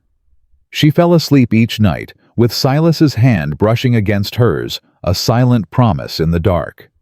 The cabin that had once felt too small now felt exactly right, every corner filled with life and noise and love. But peace, she was learning, had a way of making people careless. It was Benjamin who noticed first. Riders coming, he said one afternoon, looking up from the harness he was mending. 3 of them. Clara's stomach dropped. She reached for the rifle by the door. Easy. Silas put a hand on her arm. I know those horses. It's the preacher from town, Reverend Hollis. The preacher. And 2 others, probably church elders. His jaw tightened. Looks like we're about to have visitors. Clara set down the rifle, but her hands were still shaking. What do they want? Nothing good, I expect. The riders reached the cabin 10 minutes later. Reverend Hollis was a thin man with sharp eyes and a mouth that looked like it had never smiled. The 2 men with him were older, dressed in black, their faces set in identical expressions of disapproval. Mr. Calhoun, the Reverend dismounted and removed his hat. We need to speak with you. Then speak. Perhaps inside the matter is delicate. Silas glanced at Clara. She nodded slightly. Children go to the barn, she said. Benjamin take Lily. But Mama, now. Benjamin gathered his siblings and herded them toward the barn, looking back over his shoulder with worried eyes. Come in, Silas said flatly. But make it quick. The 3 men filed into the cabin. They stood near the door, refusing the chairs Clara offered. Their eyes taking in every detail of the small space. Mrs. Whitmore, Reverend Hollis turned to her. We've heard some troubling reports. What kind of reports? That you've been living here, with Mr. Calhoun, unmarried. Clara felt heat rise to her cheeks. Mr. Calhoun has been kind enough to offer us shelter. My children and I had nowhere else to go. Be that as it may, the arrangement is improper. A widow living alone with a man who is not her husband. The Reverend shook his head. Surely you understand how this appears. It appears like survival, Silas said coldly. She showed up in a blizzard with 5 starving children. Was I supposed to turn them away? You could have brought them to town. The church has resources. The church wasn't standing in the snow that night. I was. One of the elders stepped forward. Mr. Calhoun, we're not questioning your intentions, but the situation as it stands is causing talk. The good people of this community are concerned about the moral example being set. The good people of this community can mind their own business. Silas. Clara touched his arm. Let me. She turned to face the Reverend, drawing herself up straight. Reverend Hollis, I understand your concerns. I do. But let me be clear about something. I came here because I had no choice. My husband is dead. My home was taken. I had 5 children to feed and no money to feed them. Mr. Calhoun offered us shelter when no one else would. He has been nothing but honorable. Honorable? The Reverend's eyebrows rose. A man and woman unmarried sharing a roof. Where do the children sleep, Mrs. Whitmore? In the bed, all of us together. And Mr. Calhoun? By the fire. Every night. Clara's face burned. Every night. Even so. Even so what? Her voice hardened. You want to talk about propriety? About appearances. My children were starving. They were freezing. They would have died if this man hadn't taken us in. And you want to judge us for surviving. We're not judging. Yes, you are. That's exactly what you're doing. She stepped closer to the Reverend, her fear burning away into anger. Where were you when we needed help? Where was your church? Where were your resources? We knocked on plenty of doors on our way west. Every one of them closed in our faces. But this man you're here to lecture, he opened his door. He fed us. He kept us warm. He asked for nothing in return. The cabin fell silent. Reverend Hollis cleared his throat. Mrs. Whitmore, no one is disputing Mr. Calhoun's generosity. But the fact remains that this arrangement cannot continue. Not without some legitimization. Legitimization. Marriage. The word fell like a stone. If you and Mr. Calhoun were to wed, the situation would be resolved. No more talk. No more scandal. Clara's breath caught. She looked at Silas. His face was unreadable. That's not why I brought her here, he said quietly. Nevertheless, it would solve the problem. Marriage ain't a solution to a problem. It's a commitment, a lifetime one. Then perhaps you should have considered that before. Before what? Silas's voice turned dangerous. Before I saved 5 lives, before I gave a widow and her children a roof over their heads. You want me to apologize for that? No one is asking for an apology. Then what are you asking for? The Reverend spread his hands. Simply that you make an honest woman of Mrs. Whitmore. Surely that's not too much to ask, given the circumstances. Silas looked at Clara. She looked back at him. Something passed between them, a question, an answer, 1,000 things that couldn't be said with strangers in the room. Get out, Silas said. I beg your pardon. You heard me. Get out of my cabin. Mr. Calhoun. This ain't your business. Whatever happens between me and Clara, it happens because we choose it, not because some busybody preacher tells us to. He crossed to the door and yanked it open. Now leave. Before I say something, we'll all regret. The Reverend's face reddened. This isn't over. It is for today. The 3 men filed out, their backs stiff with offense. Silas stood in the doorway until they mounted their horses and started down the trail. Then he closed the door and leaned against it. Well, he said, that went well. Clara laughed, a sound that was half sob. What are we going to do? About what? About what they said, about the talk, about She waved her hand helplessly. All of it. Silas crossed to her and took her hands. Clara, I need to ask you something, and I need you to answer honest. All right. If there was no talk, no scandal, no preacher breathing down our necks, would you still want to stay? Yes. Would you still want this? He gestured between them. Us? Yes. Then that's all that matters. He squeezed her hands. I don't give a damn what those men think. I don't give a damn what anyone in that town thinks. The only opinions I care about are in this cabin. Yours and those children's. That's it. But if they make trouble, let them try. I've faced worse than gossip. Silas, I don't want you to have to fight the whole world for us. I ain't fighting the whole world. His eyes were steady on hers. Just the parts that try to hurt my family. There it was again. That word. Family. Say that again, she whispered. What you just said. The last part. He paused, understanding dawning. My family. I like that. So do I. He leaned forward and pressed his forehead to hers. So do I. The children came back from the barn full of questions. What did those men want? Benjamin demanded. Did they threaten you? No threats. Just opinions. What kind of opinions? Clara glanced at Silas. He nodded slightly. They think it's improper. A woman and her children living with a man who isn't her husband. Benjamin's face darkened. That's stupid. Maybe. But it's how some folks think. So what happens now? They gonna make us leave? Nobody's making anyone leave. Silas's voice was firm. This is my land, my cabin. I decide who stays and who goes. But they could make trouble in town, Sarah said quietly. They could tell people things, make it hard for us. Let them talk. Words can't hurt us. Sometimes they can. Sarah's eyes were old beyond her years. Sometimes words hurt worse than anything. Silas knelt down to her level. You're right. Words can hurt. But you know what hurts more? Letting fear decide how you live.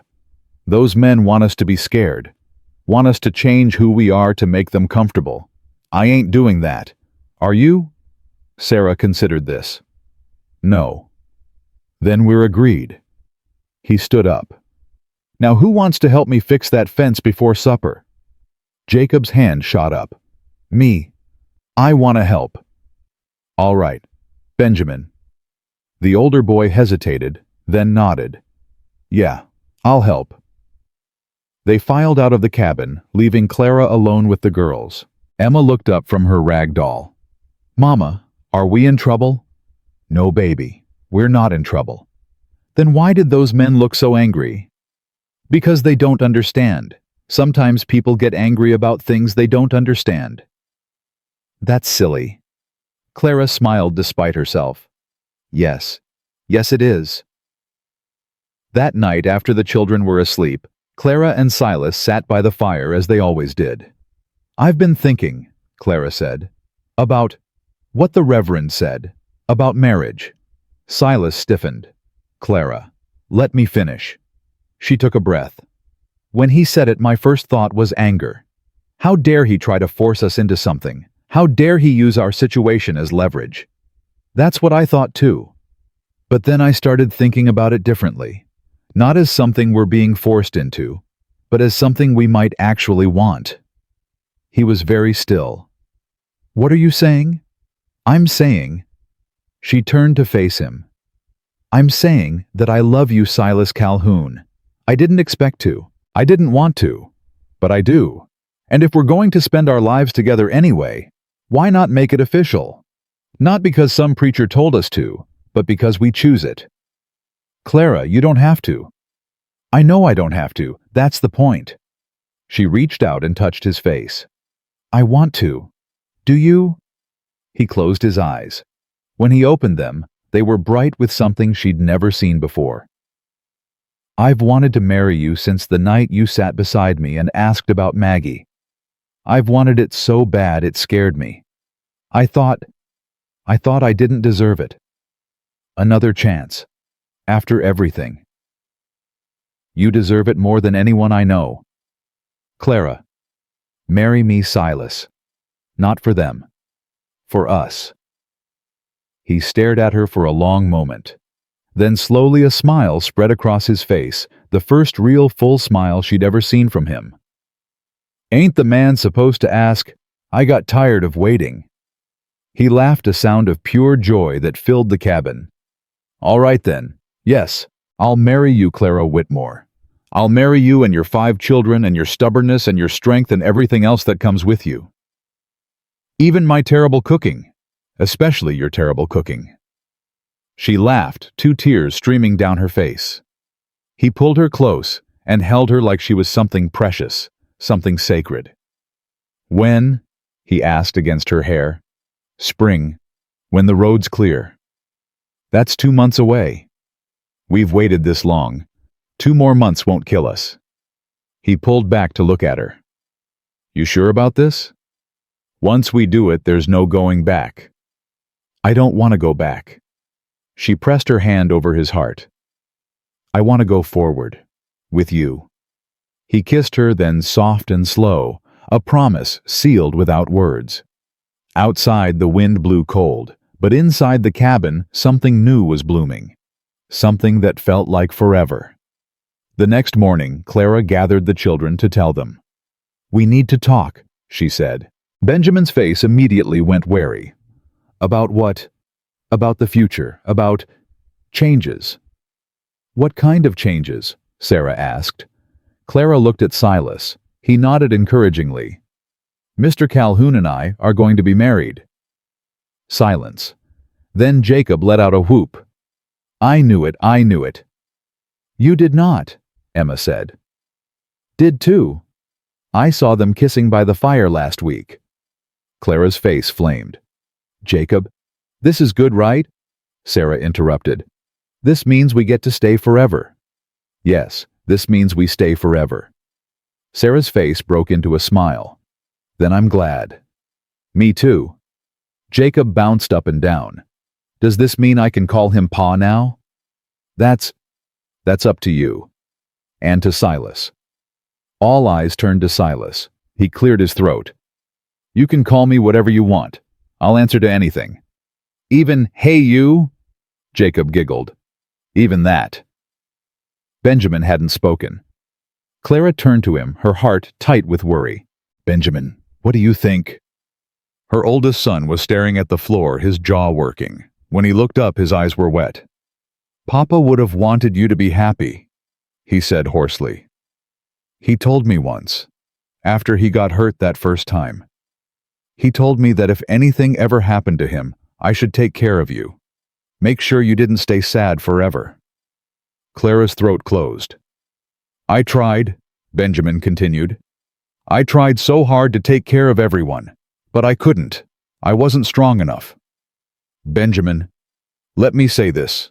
He wiped his face roughly. I couldn't do it alone. But Silas, he can. He did. The boy looked at the man who would become his stepfather. You did what I couldn't.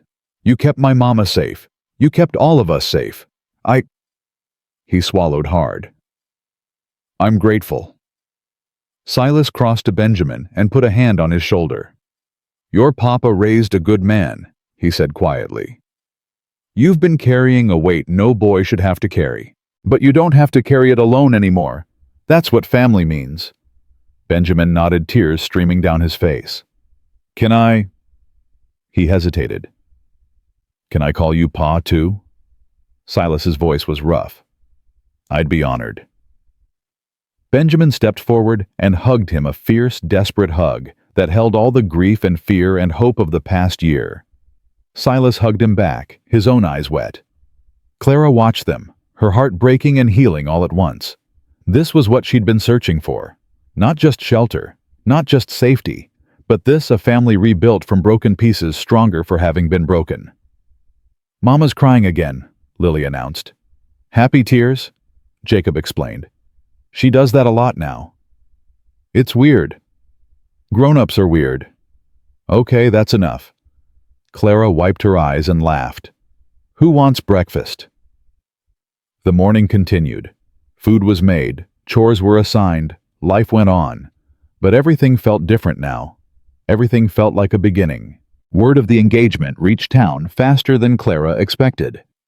3 days later, a woman appeared at the cabin, gray-haired, sharp-eyed, riding a mule that looked as stubborn as she did. Mrs. Patterson, Silas said, surprised. What brings you up here? Heard you're getting married? News travels fast. News in this territory travels faster than good sense. She dismounted and brushed off her skirts. I came to see this woman who's finally tamed the mountain hermit. Clara stepped onto the porch, wiping flour from her hands. I'm Clara Whitmore. Mrs. Patterson looked her up and down. You're prettier than I expected. Thank you. Wasn't a compliment. Pretty women tend to be trouble. She climbed the porch steps. Reverend Hollis is telling everyone you're a scarlet woman. Says you've been living in sin. That's not true. Didn't figure it was. Hollis wouldn't know sin if it bit him on the backside. Mrs. Patterson's stern face cracked into something like a smile. I came to tell you not to worry about him. Half the women in town think he's a pompous fool. The other half are married to pompous fools, so they don't count. Clara laughed despite herself. I appreciate that. I also came to offer my help. With the wedding, I mean. You'll need a witness. Someone respectable. She drew herself up. I'm the most respectable woman in 3 counties. Ask anyone. I don't doubt it. Good. Then it's settled. She looked past Clara into the cabin. Those your children. All 5 of them. Good Lord. You have been busy. They're from my first marriage. My husband passed. Ah. Mrs. Patterson's expression softened. I'm sorry for that. Lost my own Henry 12 years ago. Never remarried. Never found anyone who could put up with me. Maybe you weren't looking hard enough. Maybe I was looking too hard. The older woman smiled. You've got spine, Clara Whitmore. I like that. This territory needs more women with spine. She stayed for coffee and conversation. By the time she left, Clara felt like she'd made her first real friend in Wyoming. She's something else, Silas said, watching Mrs. Patterson's mule disappear down the trail. She's wonderful. She once hit a man with a frying pan for insulting her biscuits. That makes me like her even more. Silas laughed and put his arm around her. 2 months, he said. Think we can make it? I think we can make it through anything. He kissed her temple. So do I. The weeks passed slowly, each day, bringing them closer to spring and to a future none of them had dared to imagine. Clara worked on a wedding dress, piecing it together from scraps of fabric Mrs. Patterson brought up the mountain. Sarah helped with the sewing, her small fingers surprisingly deft. Benjamin and Silas spent hours together checking traps and mending fences, the awkwardness between them finally giving way to something like friendship. Jacob caught his first fish through the ice and wouldn't stop talking about it for days. Emma made a crown of dried flowers for Clara to wear. Lily learned to say "pa" and used it constantly, delighted by the way Silas's face softened every time she did. It wasn't perfect. There were arguments and frustrations, and days when the cabin felt too small for 7 people. But there was also laughter and love, and the slow, steady building of something real. One night a week before the wedding, Clara found Silas standing outside the cabin looking up at the stars. "Can't sleep," she asked. "Too much thinking." "What about—" He was quiet for a moment. "Maggie."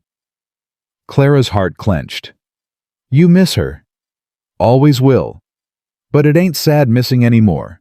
It's grateful missing. Does that make sense?" "I think so. I used to feel guilty. Loving you, like I was betraying her somehow." He turned to face Clara. "But I realized something. Maggie would have wanted this. She would have wanted me to live, really live. Not just survive up here alone, getting older and angrier and more broken. She sounds like she was a good woman. The best. Until you. Clara's eyes stung.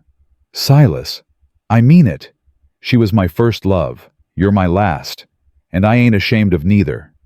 She stepped closer, resting her head against his chest. His arms came around her. I think Thomas would have liked you, she said. He was always telling me I worried too much, that I needed someone steady to lean on. Am I steady? The steadiest man I know. They stood there in the cold, wrapped around each other, two people who had lost everything and somehow found their way back to life. 1 week, Clara murmured. 1 week. You nervous? Terrified. She laughed. Me too. Good. At least we're terrified together. She tilted her head up to look at him. I love you, Silas Calhoun. I love you too, Clara Whitmore. He paused. Soon to be Clara Calhoun. Clara Calhoun. I like the sound of that. Better get used to it. You're going to be hearing it for a long time. She kissed him, then long and slow, a promise of all the years to come. Above them, the stars burned bright against the black sky, and somewhere in the darkness, a future they'd never expected was waiting to be born. The morning of the wedding arrived, wrapped in the kind of quiet that only the mountains could hold. Clara woke before dawn, her heart already racing. She lay still for a moment, listening to her children's breathing, feeling the weight of everything that had led to this day. A year ago, she had been burying her husband. 6 months ago, she had been running for her life. 3 months ago, she had knocked on a stranger's door with nothing but 5 hungry children and a desperate prayer.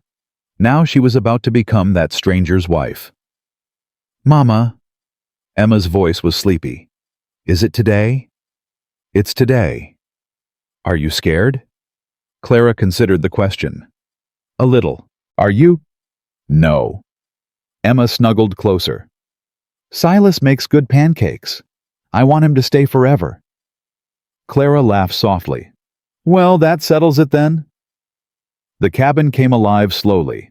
Sarah helped Clara into the wedding dress they'd sewn together, simple white cotton with lace at the collar. Nothing fancy, but clean and beautiful. Benjamin brushed his hair without being asked. Jacob complained about his too tight shoes until Silas loosened the laces. Lily toddled around, getting in everyone's way, delighted by the excitement she didn't understand. Mrs. Patterson arrived mid-morning, her mule laden with food and flowers. You look like a bride, she said, surveying Clara with satisfaction. A real one. Not like those painted dolls in the city. I'll take that as a compliment. It was meant as one. The older woman pressed a small package into Clara's hands. Something borrowed. My mother's brooch. She wore it on her wedding day. So did I. Clara opened the package. Inside was a delicate silver brooch shaped like a mountain flower. I can't accept this. You can and you will. It brings luck. Mrs. Patterson's eyes softened. Lord knows you've earned some luck. Clara pinned the brooch to her collar, blinking back tears. Thank you. Don't thank me yet. The hard part hasn't started. The hard part? Marriage. Mrs. Patterson snorted. The wedding's easy. It's everything after that tests you. I think we've already been tested. Then you're ahead of most. The older woman squeezed her hand. You'll be fine, Clara. You've got spine. And that man of yours, well, he's got spine too. 2 spines together, that's a good foundation. The preacher they'd chosen wasn't Reverend Hollis. Silas had found a traveling minister named Father Quinn, a weathered Irishman with kind eyes and a voice like warm honey. He arrived just before noon, shaking snow from his coat and accepting coffee with gratitude. Beautiful day for a wedding, he said. God smiles on new beginnings. Even ones the town disapproves of, Clara asked, especially those. The best beginnings are the ones people doubt. He smiled. Proves they're worth fighting for. The ceremony was held outside, despite the cold. Clara had wanted it that way, surrounded by the mountains that had sheltered them, the trees that had witnessed their journey. The children stood in a row, scrubbed and solemn. Mrs. Patterson served as witness. Father Quinn opened his worn Bible. "Dearly beloved," he began. Clara barely heard the words. She was looking at Silas, this man who had opened his door to strangers, who had fought for them, bled for them, loved them when he had every reason not to. His eyes were fixed on hers, and in them she saw everything he couldn't say. Fear and hope and a love so fierce it took her breath away. "Do you, Silas Calhoun, take this woman to be your lawfully wedded wife?" "I do." "Do you, Clara Jane Whitmore, take this man to be your lawfully wedded husband?" Clara's voice was steady. "I do." "Then by the power vested in me, I pronounce you husband and wife." Father Quinn smiled. "You may kiss your bride." Silas stepped forward. His hands cupped her face, rough and gentle at the same time. "Hello, Mrs. Calhoun," he murmured. "Hello, Mr. Calhoun." He kissed her, and the children erupted into cheers. "Ew," Jacob said. "They're being gross." "Shut up." Benjamin elbowed him. "It's romantic." "Since when do you know about romantic?" "Since I got smarter than you." "Boys," Clara pulled back from Silas, laughing. "Can you not fight for 5 minutes?" "Probably not," Jacob admitted. "At least he's honest," Silas said. The celebration that followed was simple but warm. Mrs. Patterson had brought a cake, lopsided but delicious. Father Quinn told stories of weddings he'd performed across the territory, each one more improbable than the last. The children played in the snow until their faces were red, and their laughter echoed off the mountains. As the sun began to set, Clara found herself standing at the edge of the clearing, looking out at the valley below. "Penny for your thoughts." She turned. Silas had come up behind her, quiet as always. "Just thinking about how different everything is. A year ago, I couldn't imagine being happy again. Now I can't imagine being anything else." He stood beside her, their shoulders touching. "I've been thinking too," he said. "About the future. About what comes next." "What do you mean?" "This cabin. It's too small for 7 people. Come spring, I want to build an addition. More rooms. A real kitchen. Maybe a porch where we can sit and watch the sunset." Clara's throat tightened. "You've been planning this." "Been planning it since the night you told me you loved me. Figured if I was going to keep you, I'd better make it worth staying." "Silas Calhoun." She turned to face him. "I would stay in a tent if it meant staying with you." "I know. That's why you deserve better than a tent." She kissed him long and slow, tasting cake and coffee, and the promise of years to come. "Get a room," Jacob shouted from across the clearing. "We have a room," Silas called back. "You're living in it." "That's weird." "Everything about this family is weird," Benjamin said. "Just accept it." Clara laughed against Silas's chest. "He's right, you know. We are weird." "Best kind of weird." Silas pulled back to look at her. "Ready to go inside. It's getting cold." "In a minute." She turned back to the valley. "I want to remember this. The way it feels right now, before everything changes." "Nothing's changing." "Everything's changing. But that's okay." She reached for his hand. "Because we're changing together." They stood there until the stars came out, 2 people who had found each other against all odds. Then they went inside to warmth and family and home. The first weeks of marriage were an adjustment. Clara had been a wife before, but not like this. Not with a man who rose before dawn to check traps and returned at dusk with stories of what he'd seen. Not with a man who carved toys for children who weren't his blood, but treated them like they were. Not with a man who reached for her in the dark with a hunger that still surprised her. Silas had been alone so long that sharing space came hard. He forgot to tell her when he was leaving. He grew quiet when the cabin felt too crowded. He retreated to the porch when the noise overwhelmed him. But they learned. Clara learned that his silence wasn't rejection, it was his way of processing. Silas learned that her need to know where he wasn't nagging, it was love wearing the face of worry. They argued about small things. Dishes left unwashed children underfoot, the proper way to cook venison, and made up in the quiet hours after everyone else was asleep. It wasn't perfect, but it was real. "You ever regret it?" Clara asked one night 3 weeks after the wedding. Silas looked up from the harness he was mending. "Regret what?" "All of this. Us. The chaos. Is there a reason I should? Sometimes I wonder if you miss the quiet, the way things were before we came." He set down the harness and crossed to where she sat. "Clara, before you came, I was dying. Slowly maybe, but dying all the same. I'd wake up every morning with no reason to get out of bed except habit. I'd go to sleep every night hoping I wouldn't wake up." "Silas, let me finish." He knelt in front of her, taking her hands.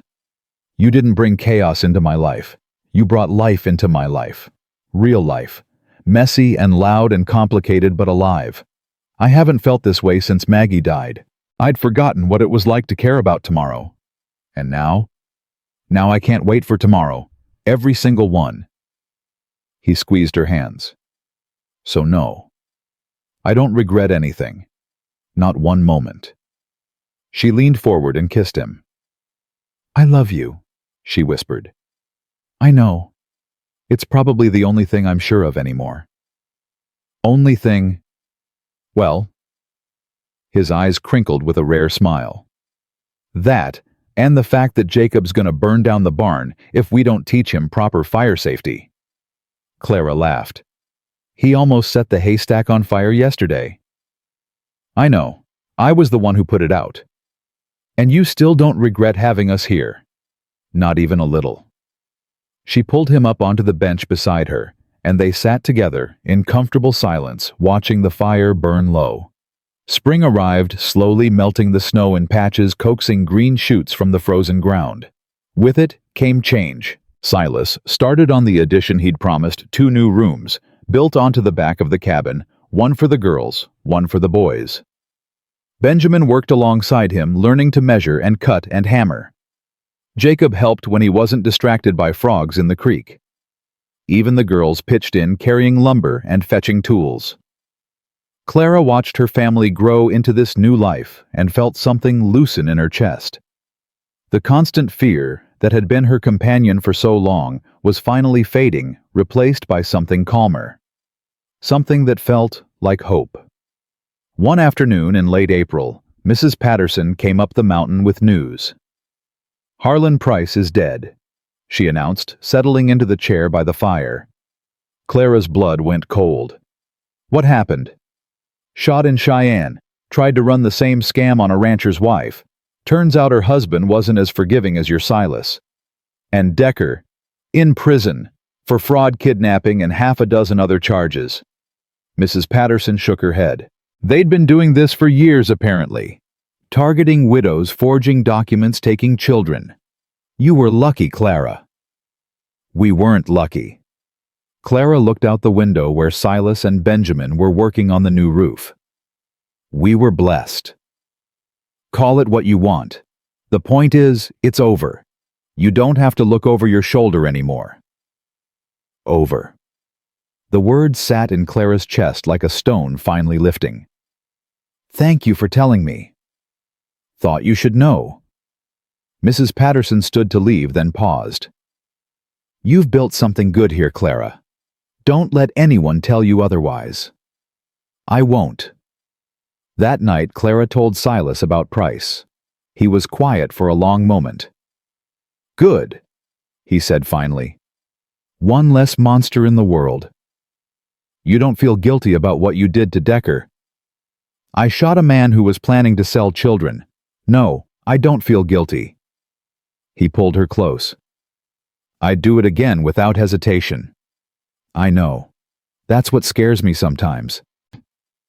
"What do you mean, the capacity for violence? In you? In me?" She shook her head. "I told you once that understanding why a man does what he has to do felt like losing part of myself. I still feel that way sometimes." "That ain't loss, Clara. That's growth." He tilted her chin up. The world's got plenty of soft people who close their eyes to hard things. What it needs is people who see the hard things and do what's necessary anyway. That's not violence. That's love. The kind that protects, instead of just feeling. When did you get so wise? I'm not wise. I'm old and stubborn. He kissed her forehead. There's a difference. She laughed and settled against him. Price being gone. It means we're really safe now, doesn't it? As safe as anyone can be. That's not very reassuring. It's honest. And honest is better than reassuring. He stroked her hair. But yeah, we're safe.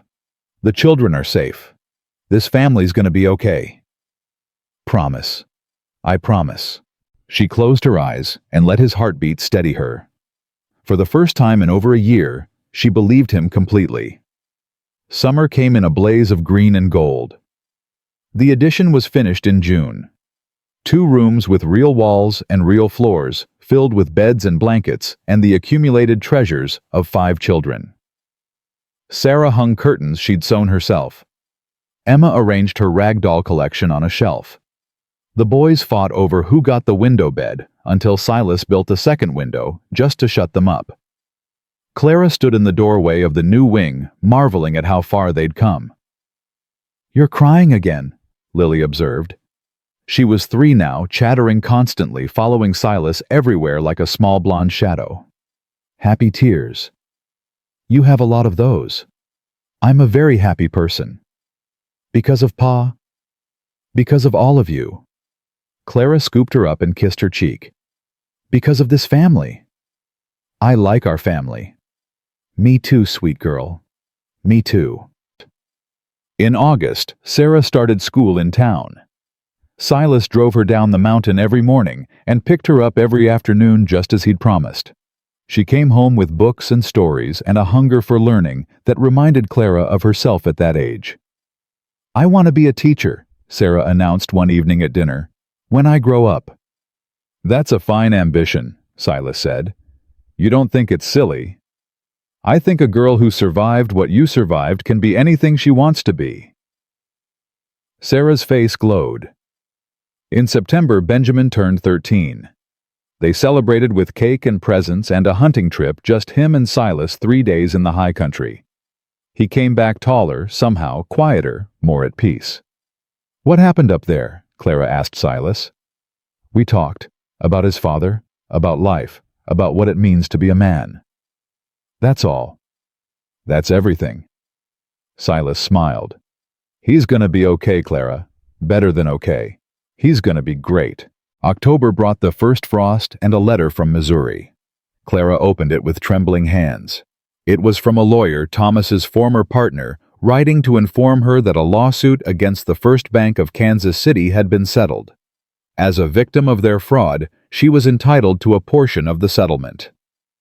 How much? Silas asked. Clara stared at the number. Enough to buy more land, enough to expand the herd, enough to... She looked up, tears streaming. Enough to build something real. We already have something real.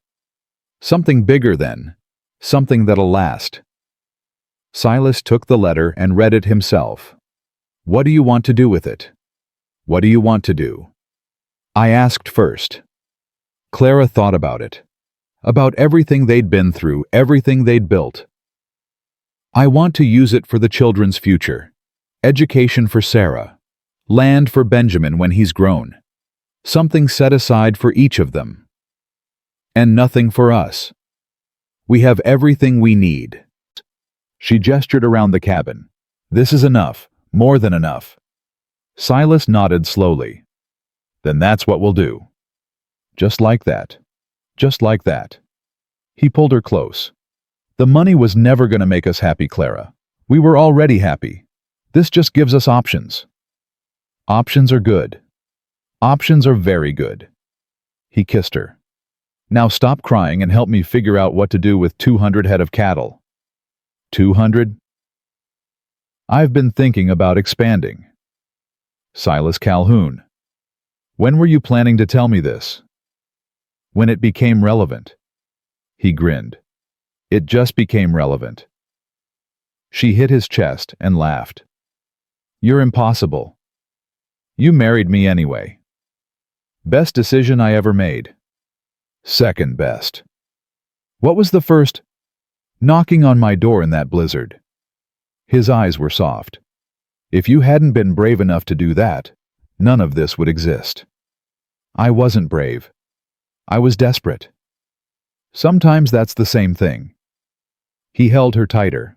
Sometimes desperate is just brave wearing different clothes. The year turned. Snow fell again, but this time it didn't feel like a threat. It felt like a blanket covering the mountain in white, sealing them in together. On Christmas morning, Clara woke to find the cabin transformed.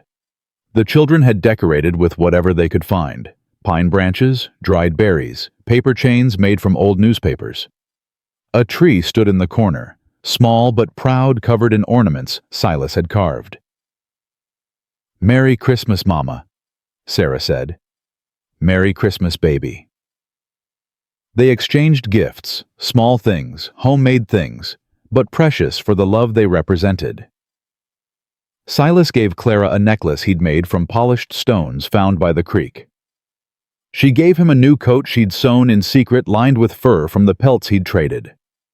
The children gave each other things wrapped in cloth and paper, their excitement filling the cabin with noise and joy. After breakfast, when the wrapping paper had been cleared and the children were playing with their gifts, Silas pulled Clara aside. "I have something else for you.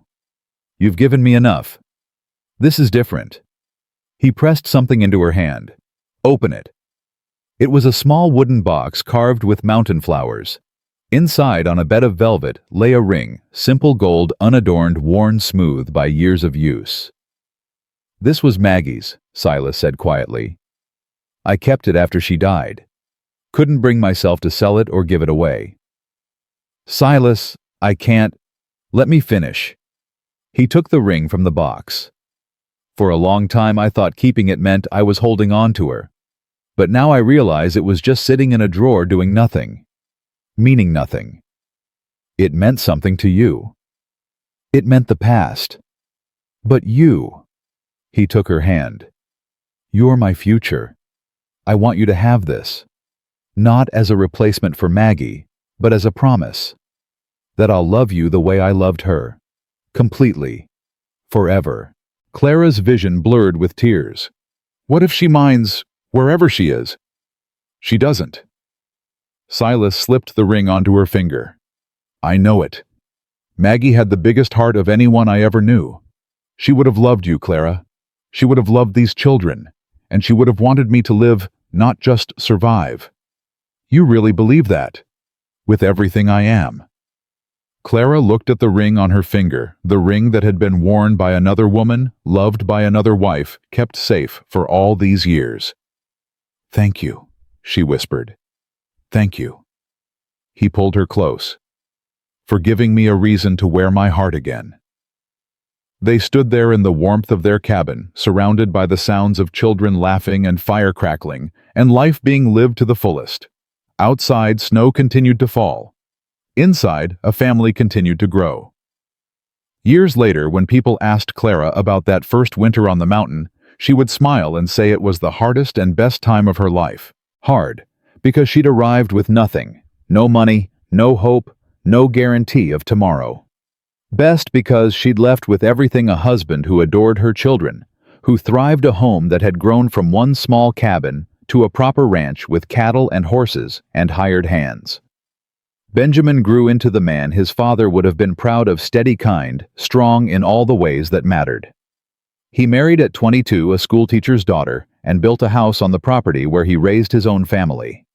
Sarah became the teacher she'd dreamed of being, running the schoolhouse in town where she'd once been a student. She never married by choice, preferring her independence and her books. But she was beloved by generations of children who learned to read and write and dream under her patient guidance.